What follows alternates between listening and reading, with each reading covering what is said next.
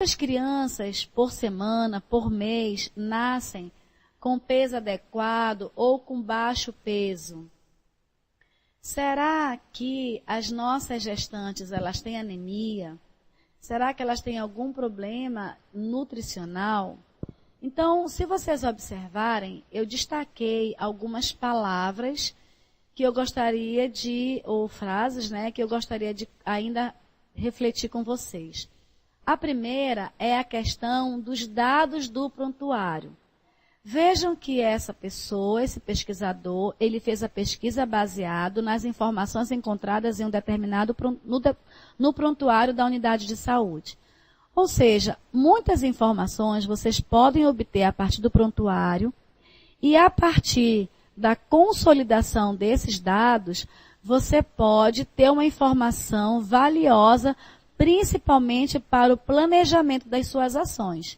Se você tem uma gestante que está com baixo peso ou com excesso de peso, esse peso, o ganho de peso durante a gestação, influenciará o ganho de peso, o peso ao nascer da criança, desde a gestação até o momento do nascimento. Por isso que é fundamental. Hoje, você profissional da saúde pode pegar os prontuários e verificar que informação esse prontuário pode trazer para mim. E se tem informação de peso, de ganho de peso da gestante e de peso ao nascer, como é que se comportou o peso ao nascer, o baixo peso ao nascer ou o ganho de peso da gestante nos últimos meses? As gestantes ganharam peso adequado? Ou ganharam peso além do que deveriam? Qual é o estado nutricional das gestantes que vocês acompanham? É mais para baixo peso? Tem gestante com excesso de peso?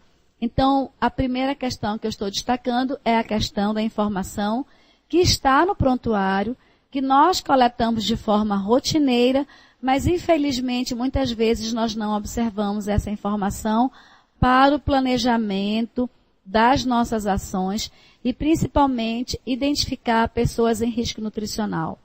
A outra questão, justamente, que está destacado em vermelho, é a questão do estado nutricional, que eu acabei de falar, e do peso ao nascer, que eu já tenho comentado. Se a gestante ela ganha peso a menos do que ela deveria ganhar, o risco dela adoecer e morrer é muito maior daquela que ganha peso adequado. Assim como a gestante que está com excesso de peso, ela também tem que ganhar peso. Lógico que ela não vai ganhar a mesma quantidade que aquela gestante que está com baixo peso. Mas a gente também não deve recomendar dieta ou restrição alimentar, porque aquela gestante, por mais que ela esteja com excesso de peso, ela vai gerar uma nova criança. Então, ela também precisa garantir um suporte nutricional para essa nova gestação. Por isso é importante eu conhecer qual é o peso atual dessa gestante, quanto é que ela tem que ganhar e acompanhar, principalmente acompanhar, porque se nós monitorarmos o ganho de peso dessa gestante, eu tenho como intervir e evitar problemas maiores durante a gravidez. Bom, mas para isso, nós temos instrumentos adequados de forma suficiente, que é o cartão da gestante, certo? E o cartão da gestante, ele é autoexplicativo.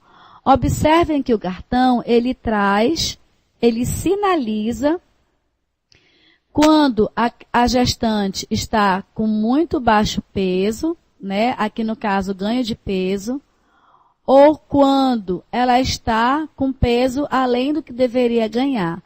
Então, eu tenho a semana gestacional e eu tenho o aumento do ganho de peso. O ideal é que essa gestante, ela fique entre a média ou entre o peso mínimo. Então, dentro dessa faixa etária entre 4, do aumento de peso, até, subindo um pouquinho aqui, próximo de 2, certo? Aqui é a média. Então, Se eu observar que a gestante ela aumentou acima do máximo ou reduziu para o mínimo, eu já tenho que ter uma atitude com essa gestante de vigilância nutricional. E aqui na curva, quando eu utilizo o IMC, de acordo com a semana gestacional, é bem mais fácil de ver porque eu sei aqui a questão do baixo peso ao nascer, do peso adequado, do sobrepeso e da obesidade. Eu queria pedir apoio do suporte, porque o Urucará está pedindo que veja a possibilidade de aumentar a imagem. Então, se essa gestante ela está com excesso de peso, eu já posso começar a conversar com ela. Como é que está a alimentação dela? Será que ela não está utilizando muitos alimentos ultraprocessados? E aí a gente vai falar melhor sobre isso depois. Pode colocar.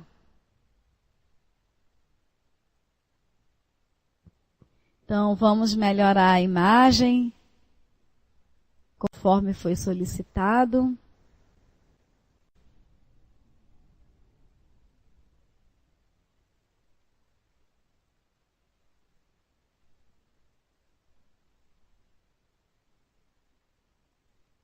Urucará, depois você responde para saber se atende, se ficou legal, tá?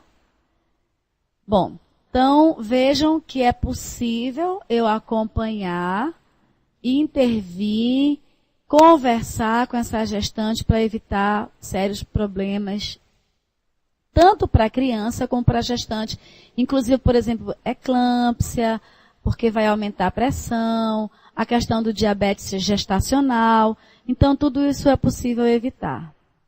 Bom, aí eu trouxe também o mesmo peso, né, o mesmo estudo de caso, colocando aqui a questão de 228 gestantes que foram acompanhadas, e que eu trago um dos resultados. Vejam que as gestantes de baixo peso deveriam ganhar entre 12,5 a 18 quilos no total, no tempo de gestação.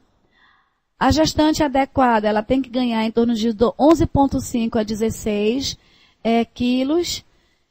A que está com sobrepeso, ela começou a gestação dela, está com excesso de peso, ela assim mesmo teria que ganhar no mínimo de 7 a no máximo 11 quilos.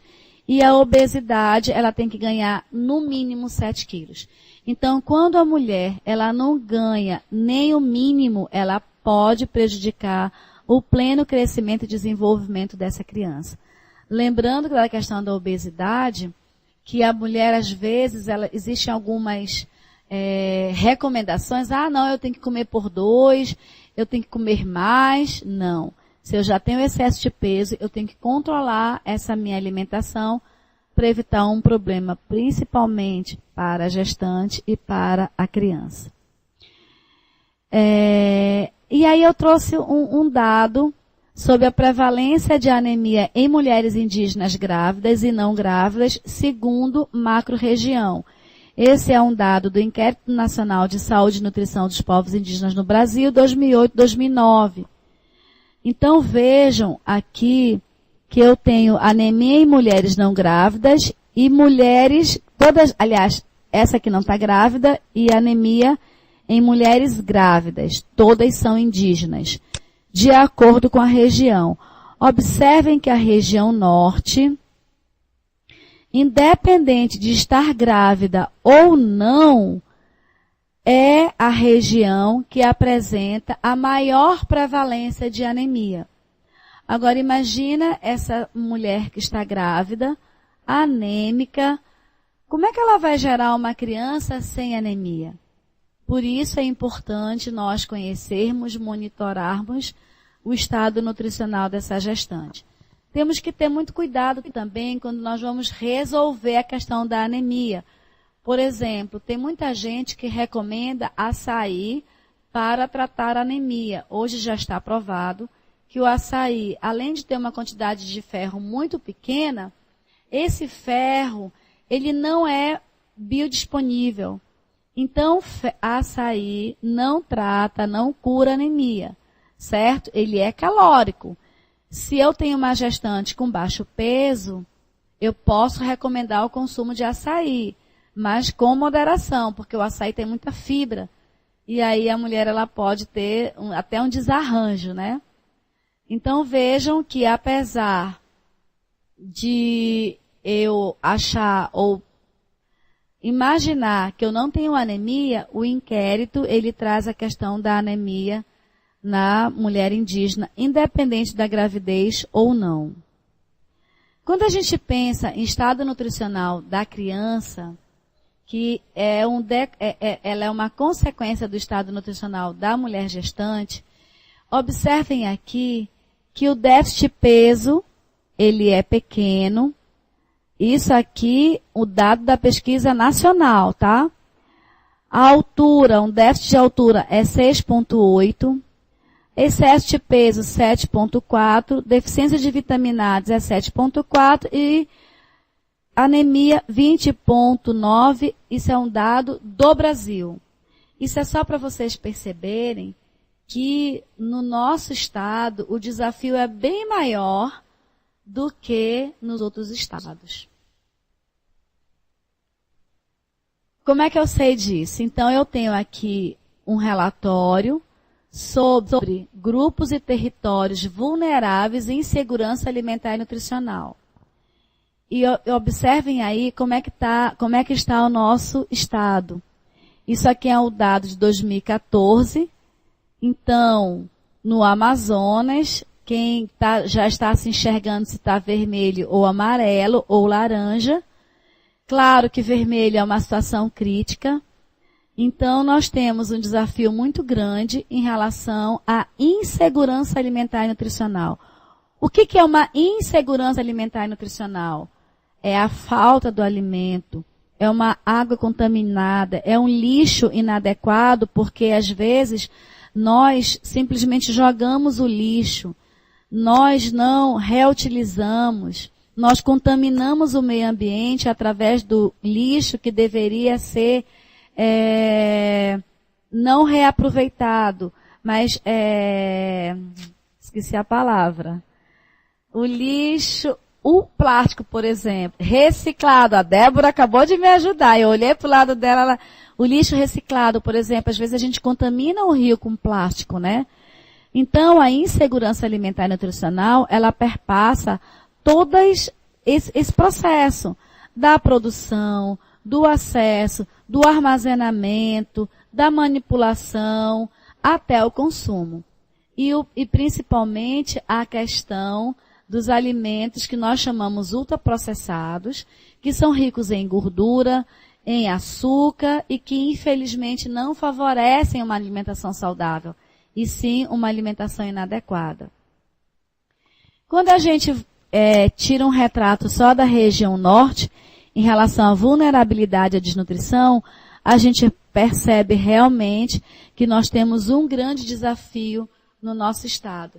Então, vejam, dos municípios que estão participando, Itamaraty, um grande desafio. Quem mais que está aqui que eu estou enxergando? Alvarães está vermelho, Itamaraty vermelho. Quem mais aí? Benjamin Constant, eu não sei se está. Então, observem, parabéns aos municípios que estão em amarelo, significa o quê? Que vocês já avançaram em relação à vulnerabilidade à desnutrição. Lembrando que isso é um dado de 2014 e a gente não pode imaginar como é que está agora. A gente espera que esteja numa situação bem melhor. Então vejam que vermelho é uma situação de vulnerabilidade à desnutrição muito alta, em amarelo alta e verde média. De está em amarelo tem uma vulnerabilidade que se não se cuidar, se não tiver estratégias adequadas para garantir uma alimentação da gestante da criança adequada, pode também evoluir para vermelho. E aí a gente pergunta de vocês, né? De quem é a responsabilidade? Poxa, olha como é que está meu município, como é que está o estado. Afinal de contas, de responsabilidade dessa situação que eu acabei de mostrar para vocês.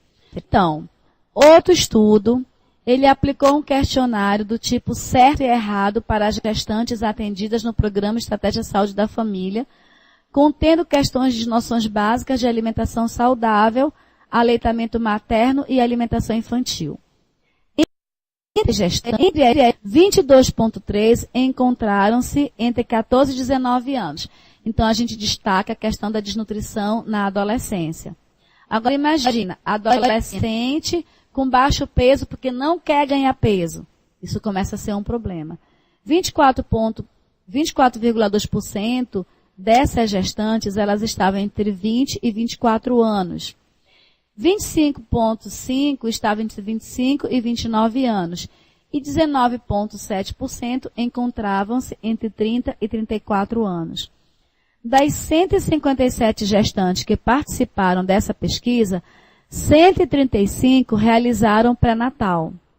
E somente 39 receberam informações nutricionais durante o pré-natal. Então, vejam, gente, isso chama-se oportunidade perdida. Se eu tinha 157 gestantes, dessas 157, 135 realizaram pré-natal, por que só 39 receberam informações nutricionais? Será que isso não é importante? Houve 75,28% de acertos no geral ao aplicar o questionário a essas 157 e houve um conhecimento satisfatório das gestantes. Observou-se que as gestantes possuem conhecimento básico a respeito de alimentação e nutrição, concluindo que a equipe de saúde da família procura orientá-las de modo geral. Mas será que no seu município essa é a realidade? Será que as gestantes elas são orientadas principalmente com os alimentos que tem na região? Ou será que numa consulta de pré-natal você se preocupa com tantas informações, mas a nutricional que vai impactar tanto a mulher como o seu bebê durante o seu processo de formação dessa criança? Será que essa gestante ela tem o conhecimento em relação a noções básicas sobre uma alimentação saudável? Então, o que a gente sugere? Que essa responsabilidade ela tem que ser compartilhada. Ou seja, nossos olhares, de onde eles vêm, né? Então, eu tenho que pensar assim, qual é o cenário social que eu tenho no meu município, na minha comunidade indígena? Como é que eu reproduzo a prática distante do conhecimento? Por exemplo, um dos objetivos deste projeto é justamente aproximar a prática de vocês que já fazem com conhecimento. Por isso, o objetivo da palestra de hoje. E um processo educativo. Quando vocês vão dar palestra, vocês conseguem e conversam, vocês chamam. Quando vocês vão elaborar o material de vocês chamam o pajé, a parteira, conversam com a liderança, com os velhos. Que tipo de alimento a mulher indígena, durante a gestação, ela deixa de consumir? Ou que tipo de alimento ela deveria consumir mais, de acordo com o que eu tenho na minha comunidade indígena? Então, é fundamental. Quando a gente pensa no cenário social, será que essa mulher, ela tem condições de alimentar-se bem, ela tem condições financeiras, ela tem condições de saúde? Ela recebe Bolsa Família, mas será que isso é suficiente? Os alimentos que são produzidos são adequados, são suficientes para garantir uma alimentação saudável? Então, eu tenho que pensar principalmente na prática milenar do saber indígena. Será que eu, enquanto profissional de saúde, eu converso com os velhos, com as parteiras, com o pajé, e pergunto sobre o que eles davam para uma mulher quando estava com baixo peso? Será que eles reconhecem isso como um problema? E principalmente a questão do excesso de peso. Isso é reconhecido como um problema? Então, é fundamental que eu possa, além de compartilhar as responsabilidades, ter muito cuidado com o meu conhecimento. Eu não posso simplesmente dizer que o meu conhecimento é absoluto.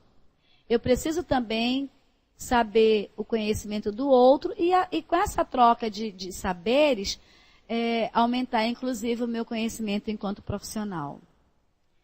Além disso, o que eu tenho aqui, eu sempre quando vou falar de alimentação, eu aprendi com a Pastoral da Criança a metodologia de Jesus Cristo, né? Quando ele estava falando no Sermão da Montanha, tem um relato na Bíblia, e que os discípulos chegaram e disseram assim, Senhor, o povo está com fome, e agora? O que foi que Jesus falou? O que eu tenho aqui?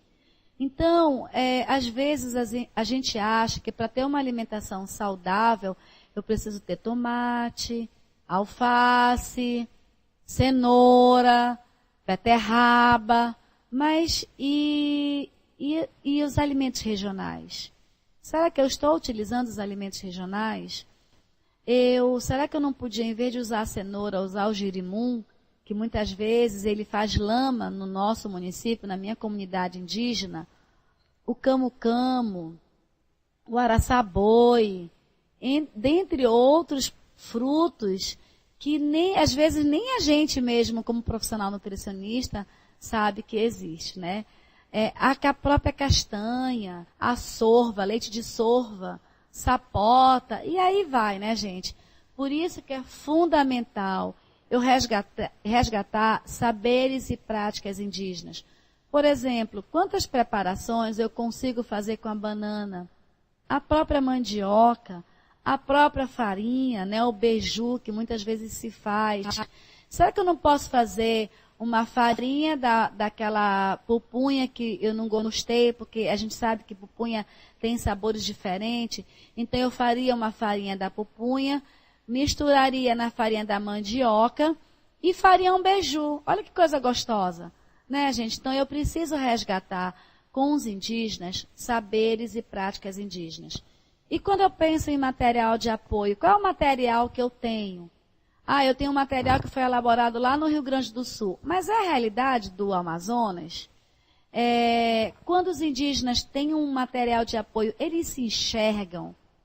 Por que você, enquanto profissional, não contribui e não estimula para que os indígenas desenvolvam material, cartilhas, receitas, com o que eles têm, com o desenho indígena? Os próprios indígenas poderiam fazer isso. Por um tempo, eu acompanhei um projeto do Unicef e nós desenvolvemos muito material bom na área tanto da mulher gestante como da criança até menos de 5 anos de idade. Então eu precisaria, e principalmente respeitando a língua da comunidade indígena na qual eu trabalho. Eu me lembro que eu aprendi algumas palavras, eu vou usar no final da minha palestra, eu aprendi algumas palavras em ticuna, porque eu trabalhei com o ticuna. E foi muito bom, foi uma troca de saberes muito rica. E eu aprendi muito mais com eles do que eles comigo. Então eu deveria utilizar materiais que eu recebo, da CESAI, da Fiocruz, mas eu também deveria desenvolver na língua daquela comunidade indígena materiais educativos. Eu trouxe para vocês enxergarem alguns materiais que são muito bons, que já são validados, foi desenvolvido pelo Ministério da Saúde e que trazem muitas informações sobre o que a gente está falando, sobre estado nutricional, vigilância alimentar e nutricional, qual é a rotina que eu deveria ter com o meu olhar para evitar que tanto a mulher como a criança entrem em risco nutricional, tem como eu evitar, eu prevenir. Então, já existe muito material que a gente tem como passar para vocês, porque a gente sabe que aí é muito difícil para baixar a internet, né? E que vocês talvez até conheçam algum material em relação a isso, para melhorar a vigilância alimentar e nutricional. Agora, lembrem-se do nosso estudo de caso. Não basta você ter a informação. Você tem que analisar esses dados para saber o que realmente está acontecendo na sua comunidade que você acompanha. Outro material de apoio que é muito bom, né?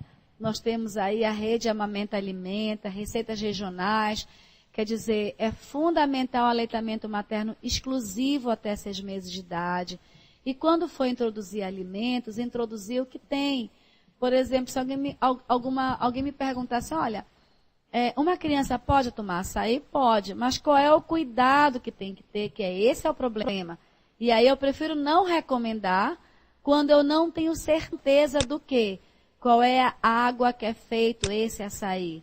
Esse açaí é bem lavado? Por exemplo, o INPA já desenvolveu uma metodologia, que é o Instituto de Pesquisa da Amazônia, que eu posso ferver o açaí durante 3 minutos para eliminar micro-organismo, caso essa água não tenha sido utilizada uma água potável, ou você não tenha utilizado o hipoclorito, né, para que a água seja mais potável. Então, é fundamental o aleitamento materno para a criança. E já se sabe também que a mulher pós-parto, ela tem que ter uma alimentação forte, mais saudável, mais adequada, para que ela possa produzir leite forte para a criança. Tá, mas Esté, que alimento forte é esse? Por exemplo, macaxeira, batata, banana, peixe, o que tiver aí para comer, né? Principalmente raízes, como a mandioca. Da mandioca a gente faz o pé de moleque. Então, o nosso famoso mingau da caridade é muito forte. Então, aproveitar o que nós temos. E para a criança, leite materno. Então, o material já tem. O que eu recomendaria é justamente vocês desenvolverem material baseado nesse material do Ministério da Saúde. Outro tipo de material também, né, alimentos regionais, guia alimentar da população brasileira, eu vou falar um pouquinho dele mais na frente, material sobre educação alimentar e nutricional.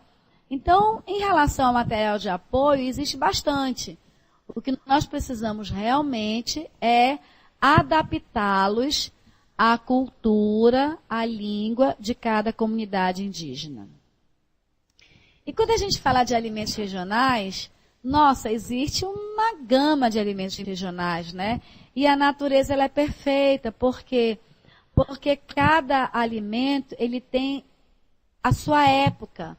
Então, goiaba, o próprio cupuaçu, mari, o ixi. Uma vez eu visitando uma comunidade indígena, eu vi uma criança comendo, pequenininha, né, roendo o ixi. Eu achei aquilo tão lindo, né, gente? Então, a gente tem que usar os alimentos que nós temos. A pupunha, o tucumã, o buriti e assim por diante. Então, a gente vai falar de alguns alimentos regionais. Primeiro, o buriti. Então, o buriti, ele é extremamente calórico. Você pode fazer farinha de buriti e aí você pode colocar, por exemplo, na mulher gestante, na sopa, na própria comida dela. Principalmente aquela gestante de baixo peso. Além disso, o buriti, ele é rico em provitamina A. Então, lembra que a gente falou em relação à deficiência de vitamina A? E aí, eu estou contribuindo para reduzir, para prevenir a deficiência de vitamina A. Gestantes que têm deficiência de vitamina A, elas estão mais vulneráveis a adoecer de doenças respiratórias, por exemplo, né? Então, ela fica mais vulnerável, ela adoece com mais facilidade. E quando você vai fazer a farinha do buriti, você não precisa tirar aquela entrecasca da polpa e do caroço. Você pode fazer tanto com a polpa como com a entrecasca, a farinha de buriti.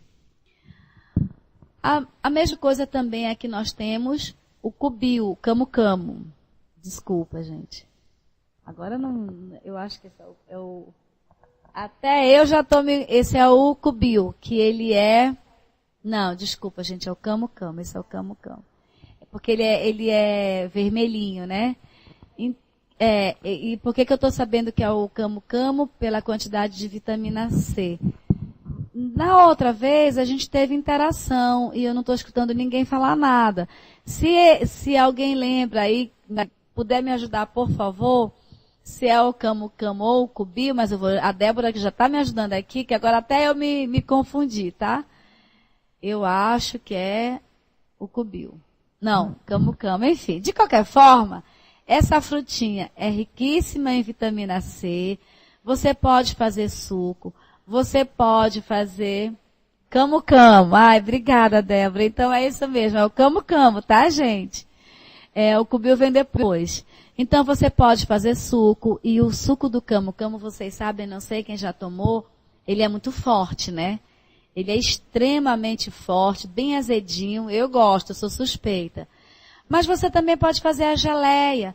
Então, em vez de você passar no pão ou colocar na tapioca a manteiga, que é uma gordura, você pode passar uma geleia de camu-camu. Então, aqui sim, nós temos o cubil, que ele é rico em fibra, ele tem uma ação hipoglicemiante, ou seja, para quem é diabético, ele reduz o açúcar no sangue. E olha só quantas calorias o cubil tem, né? Então, vejam, o cubil semelhante ao camu-camu, você pode fazer suco, você pode fazer geleia. E quando eu fui fazer um trabalho, esse trabalho que eu falei para vocês em Benjamin Constant, eu via essa fruta como mato, às vezes se estragando e as pessoas não utilizam. E se vocês perguntarem dos velhos indígenas, eles vão dizer que esse era o nosso tomate. O amazonense antigo, ele fazia caldeirada de peixe com esse fruto. Então é fundamental que a gente resgate a nossa memória alimentar. Bom, e esse aí, o bacuri. A gente sabe que tem bacuri de diversos tamanhos, de diversos sabores. Ele também tem pouca caloria. E aí você pode utilizar para diversas receitas, né? Suco, geleia, a própria farinha também quando você desidrata. E esse aí, alguém conhece? É o mapati. A gente chama de uva da Amazônia. É uma delícia.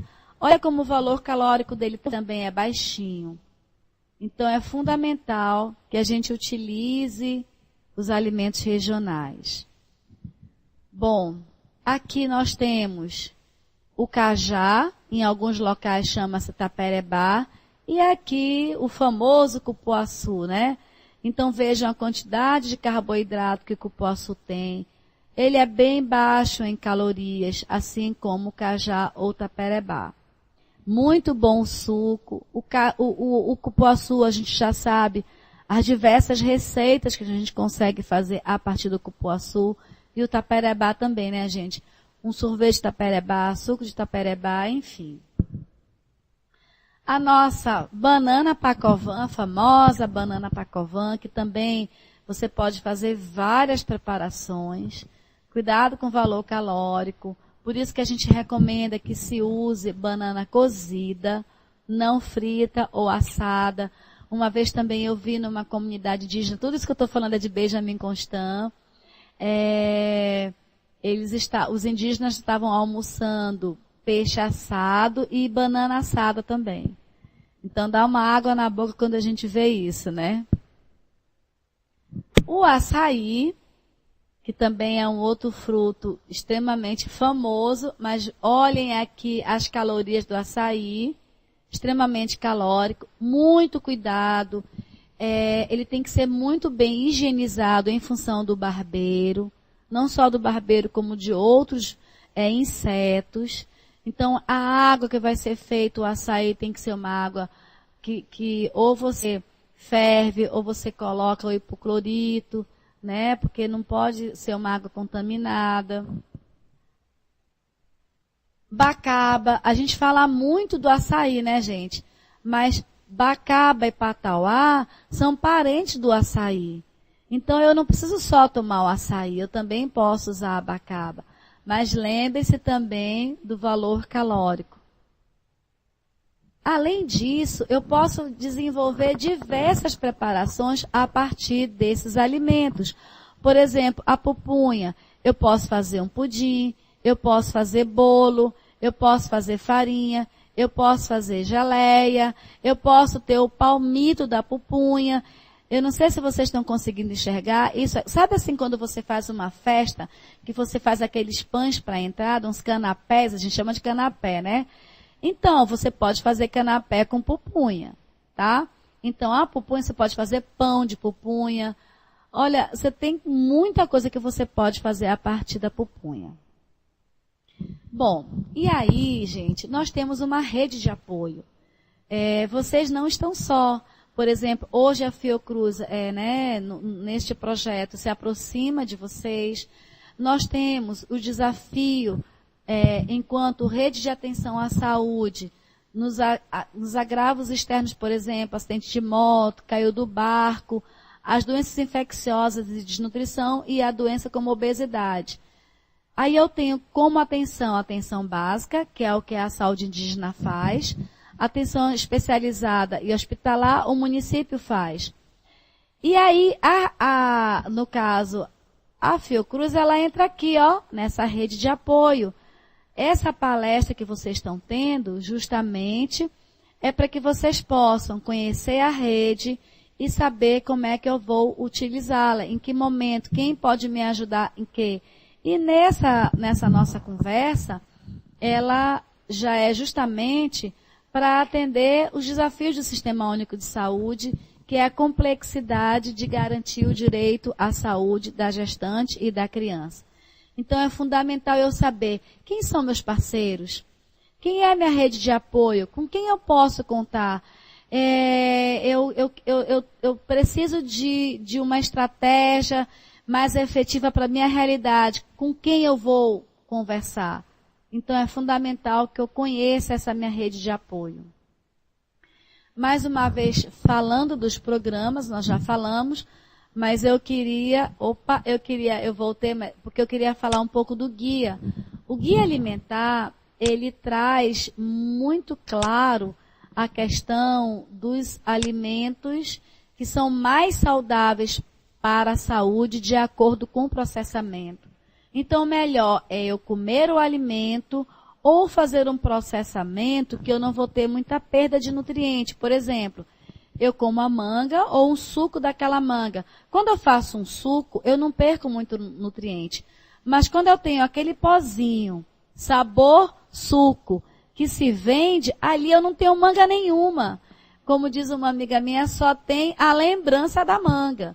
Então é fundamental que eu conheça, a partir do guia alimentar, quais são os alimentos mais saudáveis e posso recomendar para a minha gestante. Eu tenho programas do Ministério da Saúde que também já estão estabelecidos para melhorar a saúde da gestante e da criança. Programa de ferro, né, suplementação que é o NutriSUS e a vigilância alimentar e nutricional. Então, qual é a situação na minha comunidade indígena? O que a gente pode fazer? Quem pode ser os parceiros? Quais ações nós vamos desenvolver? Então, é fundamental que eu tenha esse conhecimento. Uma outra coisa também que a gente divulga é a Rede Nutri. A Rede Nutri, ela tem vários cursos semelhantes a esse que nós estamos, essa conversa, essa palestra que nós estamos tendo com vocês. E o legal é que é com certificação. Então, lembra daquela parte que eu falei em relação ao conhecimento? Eu preciso realmente me empoderar, me atualizar, para poder dar uma resposta positiva para as pessoas que precisam do meu olhar profissional. Então, com Rede Nutri, você pode, além de receber um boletim, você pode trocar informações com outros profissionais e melhorar o atendimento dessa gestante e da criança também. Bom, gente, e aí eu concluo a minha fala e vou ficar à disposição de dúvidas, né, e de esclarecimentos, que a gente, enquanto Sistema Único de Saúde, nós temos desafios e perspectivas. Com esse projeto, a gente verifica que as perspectivas podem ser das melhores possíveis, desde que eu também faça parte e comece a identificar meus desafios e identificar quem pode me ajudar nesses meus desafios. Por isso que eu acredito que nós temos uma perspectiva muito boa. Eu trago aqui uma figura onde a pessoa, independente de quem ela seja, ela muitas vezes se encontra numa encruzilhada. E agora? O que eu faço? Eu vou pelo mais fácil e nós sabemos que enquanto Amazonas, nós estamos na estrada esquerda, né? No meu caso, que eu estou enxergando para vocês à direita, que é a estrada de barro, onde muitas vezes eu vou estar desanimada, eu vou ter dificuldade, eu vou achar que eu não vou conseguir chegar no meu objetivo. E para isso, eu trago uma frase da Patrícia Santos Silva, que ela diz, né, no meio do caminho a ser trilhado por cada um de nós, sempre aparecem muitas barreiras que devem todos os dias ser vencidas, pois estas não devem ser maiores do que os sonhos que temos, nem podem ter o poder de nos impedir de conquistá-los. Não desista de nada do que deseja, apenas eu vou deixar você completar. Então, gente, essa seria a minha mensagem. Estou aberta a perguntas e eu concluo a minha apresentação. Juntos somos mais. Obrigada.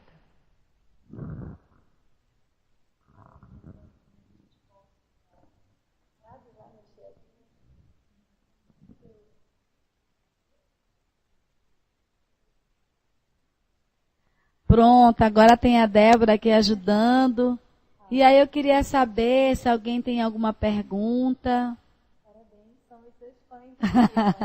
Obrigada, Angélica. Olha, muito obrigada mesmo. Eu que estou muito feliz de fazer parte dessa equipe que eu considero uma equipe muito competente, com um desafio muito grande. E dizer que eu que sou fã de vocês, viu, pela oportunidade que eu estou tendo. Mas eu queria que os municípios, já que a gente tem um tempinho, passassem um pouquinho, como vai ser disponibilizado, né? Mas eu queria saber um pouquinho do que a gente apresentou. Como é que estão as gestantes de vocês? Vocês têm alguma dúvida em relação a isso? Vocês podem digitar mesmo. Queria ouvir um pouquinho vocês.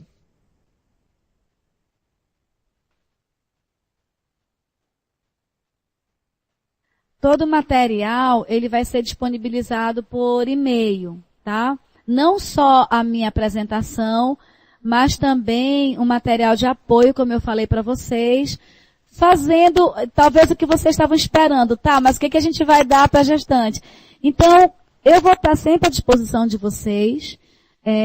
Eu posso passar o meu e-mail também, para que em situação de risco nutricional, isto é o que a gente faz. Esse, gente, é um processo, é um namoro que está se começando agora, né? Por exemplo, pelo menos comigo, Tabatinga, eu já tive um momento com Tabatinga, mas os outros municípios eu fiquei muito feliz hoje pelo número de municípios que está participando. Eu tive a felicidade de conhecer alguns. E eu sei o grande desafio que vocês têm na ponta. Mas a gente precisa se aproximar. A gente precisa trocar informações. Mas para isso, vocês têm que trazer qual é a realidade de vocês. Por exemplo, como é que está a situação de equipamento de antropometria? Fita métrica para avaliar o crescimento, o ganho de peso dessa gestante. Balança mesmo, né? Se vocês não têm esses equipamentos básicos, como é que vocês vão garantir o estado nutricional dessa gestante?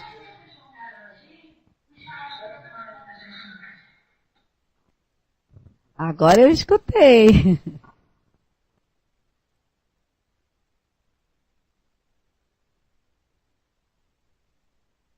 Oi? Alô?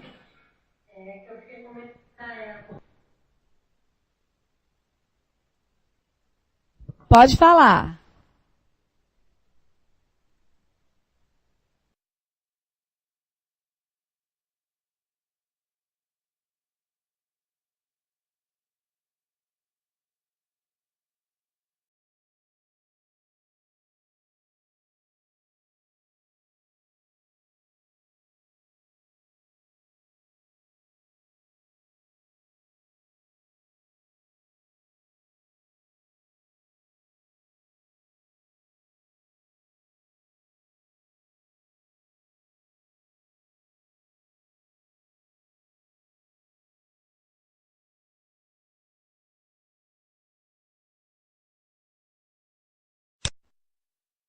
Mais uma vez um abraço para a Angélica Baianê, que eu estou vendo que está aí do lado, também sou fã de vocês. Olha, foi aquilo que eu falei em relação ao material de apoio. Eu não vejo uma outra alternativa que nós não produzirmos o material adequado para a nossa população indígena. Então, claro, primeiro, eu não sei falar e aí eu tenho que ter um tradutor junto para que ele possa traduzir, mas eu preciso, em algum momento, começar a produzir material na língua dos indígenas. Imaginem, a gente está aqui no Brasil e aí vem o material dos Estados Unidos não, do Japão, sobre nutrição. Vai adiantar para que esse material se eu não consigo ler? Então eu preciso começar uma etapa de produção de material de informação. O que nós podemos fazer, e aí é um dos objetivos também, por exemplo, o projeto tem a UEA como parceira. E a UEA tem professores, tem antropólogos, que podem ajudar. Eu me lembro que em Benjamin Constant já tinha um curso para a formação de professores na língua ticuna. Nós estamos no Amazonas, o Amazonas concentra uma grande população de indígenas. Então, nós temos que começar a respeitar a língua do outro, o espaço do outro. Eu não posso impor a minha língua. Então, o ideal, na verdade, seria a produção de material educativo nas duas línguas, português e na língua materna indígena. E enquanto isso não é produzido, que ele realmente tenha uma pessoa ao lado traduzindo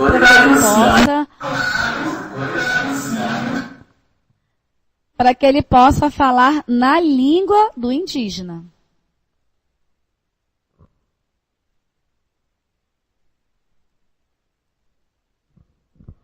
Mais alguma contribuição de outro município? Eu acho que, ponto de vista, como podemos estar nesse contexto.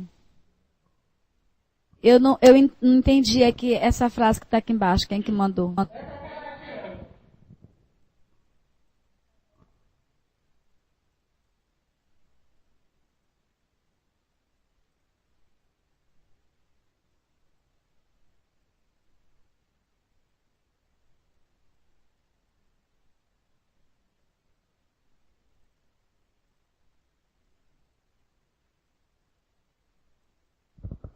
Eu vou dar um exemplo, Angélica, que você me perguntou em relação a isso. Quando a gente desenvolveu esse trabalho para o Unicef, que nós elaboramos uma cartilha educativa sobre todos os cuidados desde a gestação até menor de 5 anos, foi muito interessante porque, por exemplo, as crianças indígenas foi que fizeram os desenhos.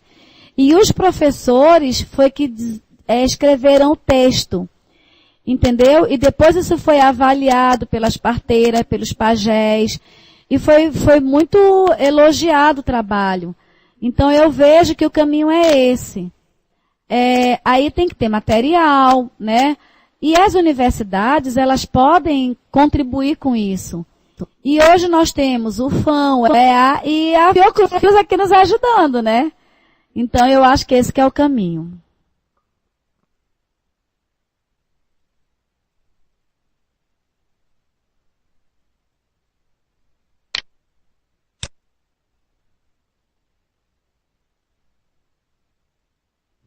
Mas alguém queria fazer alguma contribuição, queria contar uma experiência? Eu queria muito que os municípios colocassem um pouco da experiência de vocês aí no cuidado da mulher gestante indígena?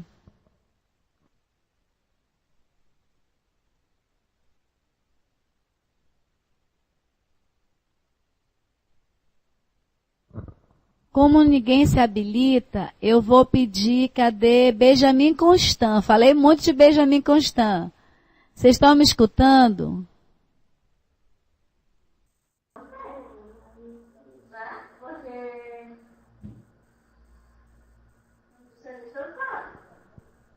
Opa! Urucará, vamos lá, então. Oi, gente. É o seguinte. Tefé perguntou sobre... Tefé perguntou alguma coisa, só que eu não estou mais enxergando aqui. Mas espera lá que eu já vejo. Então, enquanto isso, eu vou...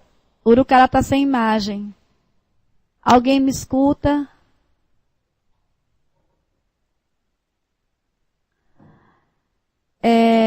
Vocês estão escutando? Ok, então se estão me escutando, ok. Urucará perguntou o que fazer com uma criança de baixo peso. Acho que foi criança de baixo peso, não sei se foi criança gestante. Olha só, baixo peso, você sempre vai utilizar aqueles alimentos que têm muito carboidrato. Só que você tem que verificar por que essa criança ou essa gestante está de baixo peso. Há quanto tempo está de baixo peso? A gestante, ok. Por que está com baixo peso? Qual é a faixa etária?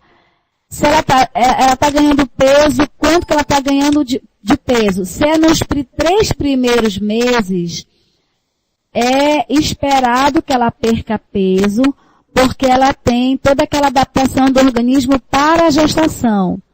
Em que sentido? Ela tem ânsia, ela vomita, ao sentir o cheiro do alimento, ela enjoa, né? Então, nos 3 primeiros meses é esperado. Então, o que você vai fazer? Você reduz a quantidade de alimento e aumenta a frequência. E aí você reduz para um alimento bem calórico. Exemplo. Lembra aquele exemplo que eu dei da farinha com farinha de pupunha?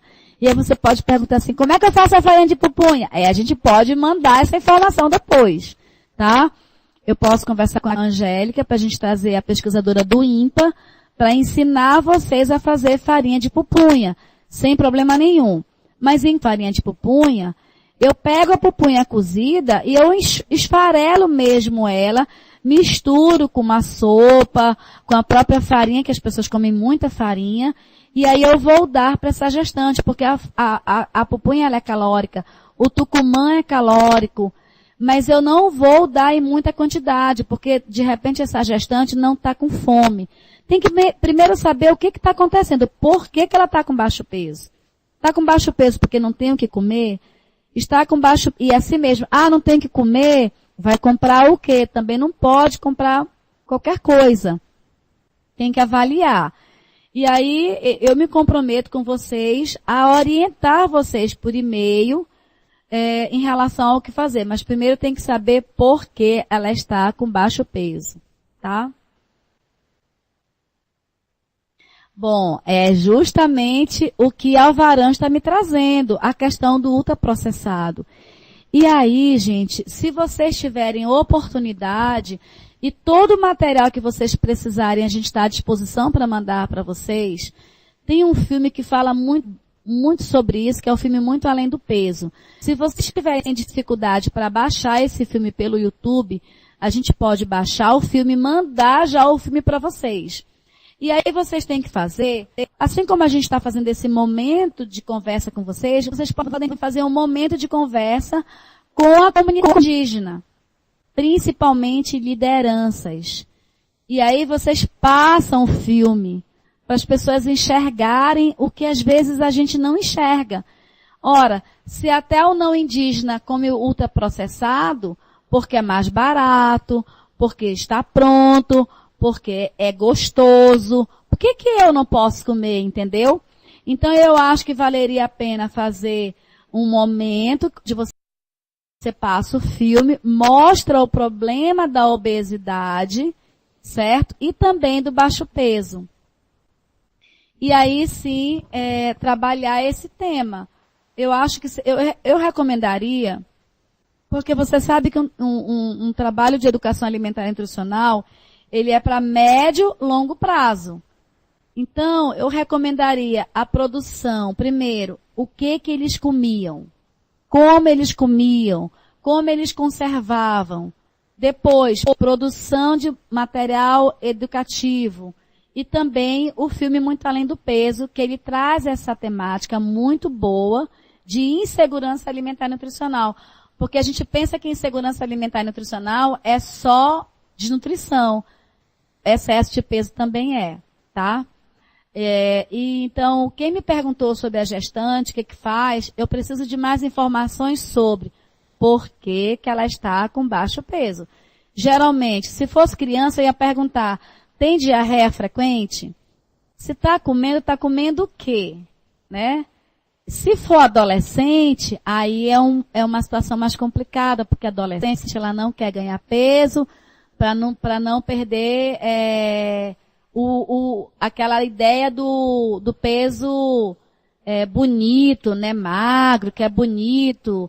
Então tem que avaliar. Mas seria muito interessante fazer roda de conversa com as mulheres e discutir isso. Eles precisam começar a enxergar. Agora, a questão da língua, né? Tem que ter alguém que fale a língua, porque tem muitos velhos, principalmente, que eles não falam o português.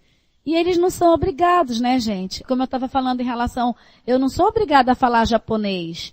Se eu estou no Brasil, eu tenho que falar o português que eu aprendi.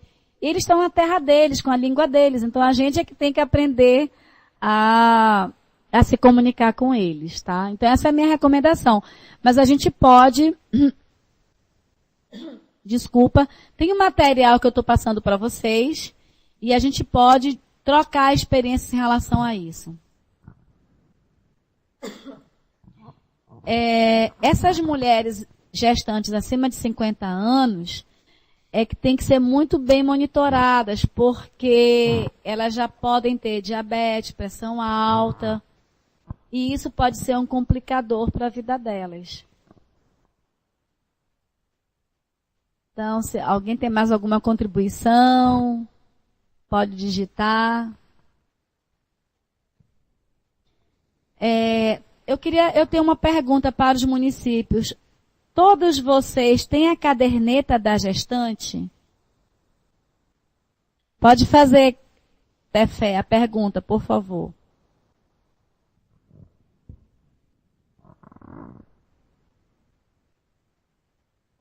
Ah, tá.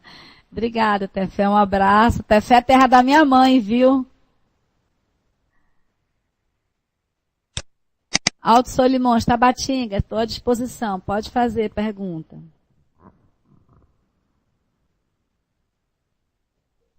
Ah, caderneta, né? Então, a caderneta, gente, ela é um instrumento extremamente importante para eu monitorar. Não esperem essa gestante, ela está com baixo peso ou com excesso de peso. A gente sabe que a maior dificuldade de uma gestante é descobrir que ela está gestante. A verdade é essa, né? Porque muitas vezes nem a mulher sabe. Quando ela sabe que ela está gestante, ela já está num período até avançado da gestação. Mas independente, se você monitora essa gestante antes dela até saber que está gestante, você tem como saber quantos quilos ela ganhou durante aquele momento que você começa a monitorar. Por isso que é importante monitorar essa criança. Aliás, desculpa, essa gestante. O NutriSUS, né? O NutriSUS, só um pouquinho, por favor.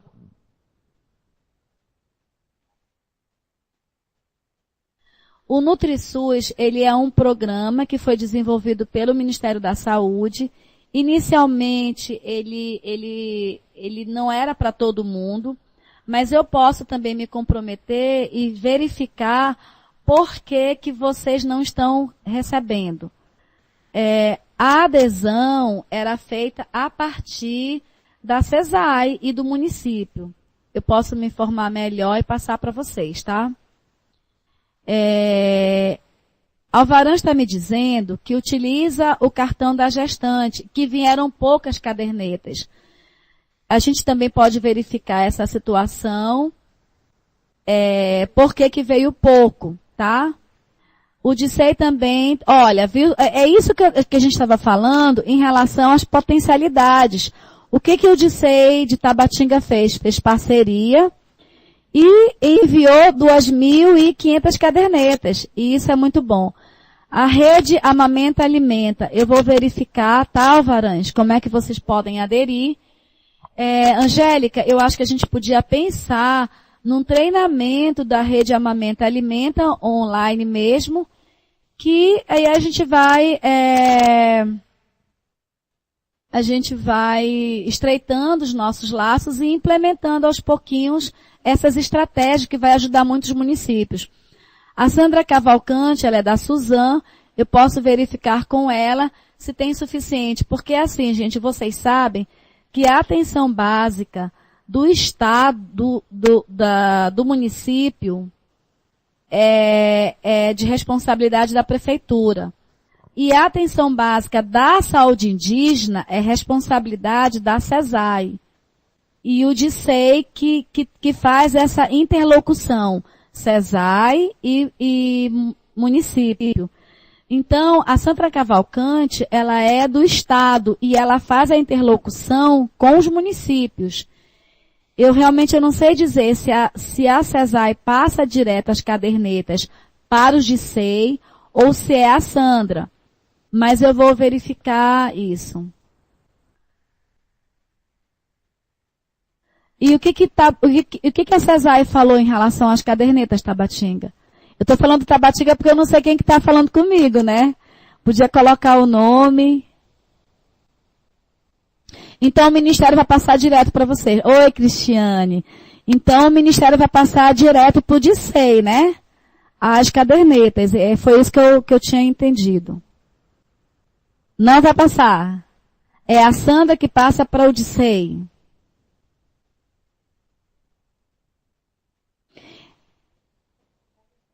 Ok. Então, é porque assim, gente, como eu tô pro doutorado, eu não estou na Secretaria de Saúde, essas mudanças eu não acompanhei. Então, obrigado, Cristiane, pela informação. Então, vejam, eu posso fazer o contato com a colega, inclusive ela faz parte do projeto, que é a Sandra Cavalcante, e verificar essa questão das cadernetas, tá? Para que vocês possam, porque realmente, gente, pelo menos a curva é fundamental que vocês tenham para poder acompanhar o ganho de peso da gestante. Para Tabatinga, viu, gente? Então, você já tem o Michael Cristiane. Tem que entrar em contato com a Sandra. Ela fica na Suzana. O que a gente pode fazer é verificar o e-mail da Sandra e encaminhar por e-mail para vocês. Nós vamos também encaminhar um material muito bom que fala sobre a alimentação da gestante. E aí vamos também continuar à disposição de vocês por e-mail, tá? Mais alguma pergunta, alguma contribuição?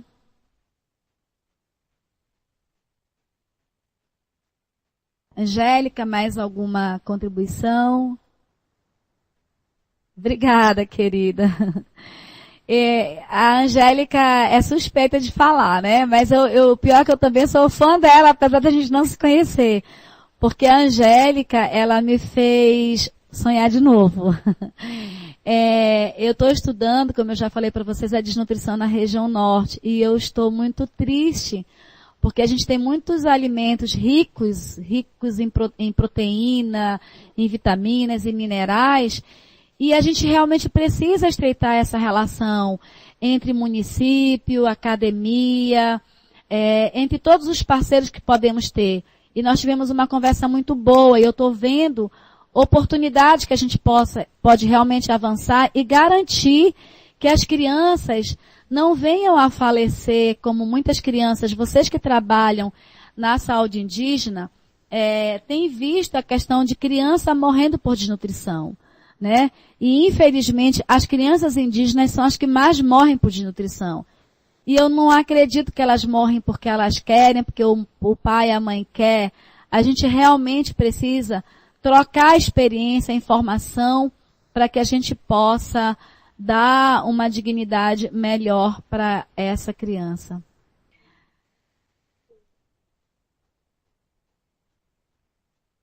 Então, Urucará foi aquilo que eu falei em relação, quem é de Urucará que está falando? Porque eu não gosto de falar Urucará, né? Tem alguém aí.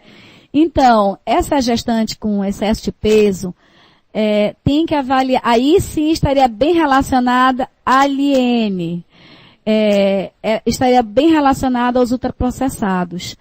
Aí teria que conversar para saber o que ela está comendo. Para não ficar desconfortável, chamar a atenção de uma única pessoa, faz um trabalho coletivo. Funciona muito, eu não sei se você já viu, fazer trabalho educativo pegando e mostrando quanto de açúcar tem numa lata de refrigerante. Quanto de açúcar tem, quanto de gordura tem nessas bolachas recheadas. Entendeu? Olha aí, estão te cobrando a receita do mingau de banana. Olha, não vamos falar nessas coisas. Ainda bem que eu estou em Manaus, viu? Hoje eu vou tomar mingau de banana. Porque a gente começa a falar de comida, dá vontade de comer, né, gente? Então, Aliene, tem que verificar o que ela está comendo. Por quê? O que é mais grave quando uma mulher gestante está com excesso de peso? Além da questão da pressão arterial e do diabetes gestacional, isso também vai influenciar na criança. Essa mulher, ela pode ter uma eclâmpsia, ela pode morrer, ela pode ter um problema renal, né? Então, é fundamental que essa mulher, ela tenha o conhecimento que ela está correndo risco. E eu não vejo outra alternativa que trabalhar essas comparações e que o filme Muito Além do Peso, ele traz muito isso. Eu queria saber, alguém de vocês assistiu esse filme Muito Além do Peso? E eu me comprometo, a Débora está aqui comigo, de encaminhar para vocês, se não hoje, mas o mais breve possível, vocês assistirem, porque o filme Muito Além do Peso, ele traz muita informação boa que vocês podem utilizar. Tem que realmente verificar, jamais fazer dieta, observe que essa gestante ela tem que ganhar pelo menos 7 quilos, tem que ver que excesso de peso é esse, tá? E tudo isso, gente, nós estamos aqui, não só nesse momento, mas em outros momentos, para orientar vocês. Quando você diz para mim alto peso, o que é alto peso? E aí a gente começa a falar de ganho de peso. Quantos quilos essa gestante ganhou até agora? Qual é a idade gestacional dela? Quantos quilos ela já ganhou? Porque aí a gente começa a monitorar, tá? Na apresentação que a Débora vai passar para vocês, mostra o mínimo e o máximo. Então, se você já viu qual é a idade gestacional e quanto que ela ganhou, aí sim, aí tem que controlar melhor essa ingestão dela. Existe uma técnica que a gente usa enquanto nutricionista, que é dar caldo. E você sabe que aqui no Amazonas a gente toma muito caldo, né? Então, usar caldo e o peixe, gente, caldo sem farinha, tá, Aline? O que é difícil, né? Caldo sem farinha. Então, é fundamental trabalhar só um caldinho mesmo, porque o caldinho, ele tira a fome. Só que eu acho que o problema dessa gestante com excesso de peso deve ser os ultraprocessados. Aliene, você é nutricionista? Se você for fazer um recordatório alimentar, verificar o que ela está comendo, e aí começar a trabalhar. Evitar essas palavras de, olha, você tem que fechar a boca, você tem que passar fome. Não, isso não é uma atividade educativa. É ir reduzindo aos poucos, mostrar que o bebezinho dela pode ser prejudicado pelo que ela está comendo, entendeu? Conversar com as mulheres com mais idade sobre o que elas comiam. Eu acho que é realmente um trabalho de educação alimentar e nutricional. Bom, gente, Angélica, eu acho que a gente já explorou, né, bastante.